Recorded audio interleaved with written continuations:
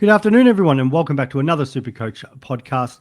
My name is Swizz, here with Kai from the KB Sports Fantasy Podcast. Welcome, mate. Thanks, Swizz. Good to be on. No problems. So this is one of our short Booms and Busts episodes. So Kai's come on as a bit of a prequel before we jump into the Sydney Swans. So I've been asking all the people and the guests who is your boom and bust for the season. But before we jump into that, as always, check us out on all our social media platforms, in particular YouTube, Spotify. Get in contact with us via X, Supercoach Insider 100 or Swizz26. Kai, where can the good folk out there find you, mate? You can find me on YouTube as well on at KB Sports Fancy, and then you can also find me on both my usual Twitter handle that you'll see me post quite a lot on KaiBoom35, and then also you'll have the YouTube Twitter handle, which is also KB Sports Fancy. Also, you can look at my Spotify, which is just an audio version of all the YouTube videos that I do, also under the KB Sports Fancy tag as well. No problems. Beautiful. Definitely check those out if you haven't already. All right. So your boom player this year is somebody that you're looking at in your team who you think is going to have a ripping season. I think Damo's really going to like this one. I sort of looked at the ruck line and I think it is a very boom or bust. I think I like to see the value there in that, and I don't like to necessarily set and forget that a lot of people, I started with it initially, but I'm sort of going away with it a little bit at the moment. So my boom pick for the moment is Sean Darcy. I just really like how he's tracking at the moment in preseason. 529K at the moment. I think there's 15, 20 points of upside. I don't think Luke Jackson has too much of an influence on him if you just look at the ruck splits at the moment. And so yeah, I just think he's a guy that could really take it almost a season away from you in the first 5-6 weeks, putting 70, 80K. He may not even be just a necessarily a keeper, but he could be that game-breaking type of player in the early season. Yeah, 529K, average 98 last year. We know the only issue is the body, but he has apparently dropped about 15K. So it's been the leanest he's ever looked. It's probably been his best preseason to date. So that's a massive plus. He's been spending a little bit more time practicing up forward to support Amiss and Tracy.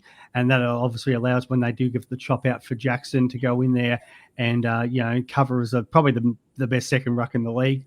Instead of Darcy spending that time on the pine, it does allow him to go forward and hopefully impact on the scoreboard. I think he might become a bit of a popular pick as we get closer to the start of the season. Yeah, and I think also just in terms of the bust category, I think this one as well, sticking in the ruck line itself, as I said, it's I think could be game-changing all round. I think this guy at almost priced at 120K, 120 points.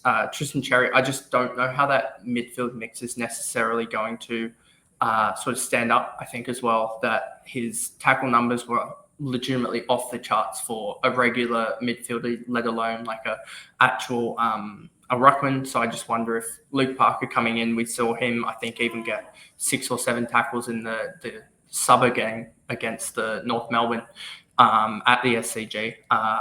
So I think he could easily take 1-2 tackles off him. LDU, I think he's primed to in a big contract year. And I think Wardlaw is a guy that could potentially be that big breakout star for North Melbourne in 2025. So I think he may not drop anything else in any other category, but that tackles could go down from, I think it was like 7.5 down to 5 a game. And that's 2.5 tackles. That's potentially 10 points right there. Yeah, no, I like that. It's because you're right. He was a tackling machine, especially in that run home where he was putting up some massive numbers. He finished he had 10, 8, 10, 12, and 6 tackles on that run home. So that's like just elite tackling numbers. And if he's scoring 40, anywhere between 30 and 40 points from tackles, and there is that reduction with, as you said, the improvement of Wardlaw and Lukey Parker, who is a tackling machine. Yeah, it doesn't take much to take that average down from 120 to easily sort of back onto a 110. So I do like, because I think most people out there are looking at Cherry as their lock as R1, and in saying that he could still be the best ruckman this year.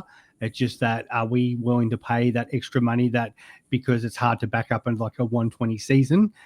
So no, I do like that. It's a bit different thinking, and you've definitely given some solid reasons for that. Yep, beautiful. All right, well, thank you for joining us for the Booms and Bust episode. Keep checking out we'll have more to come through the preseason, and we will talk soon. Thanks, Kai. Thanks, guys. Bye.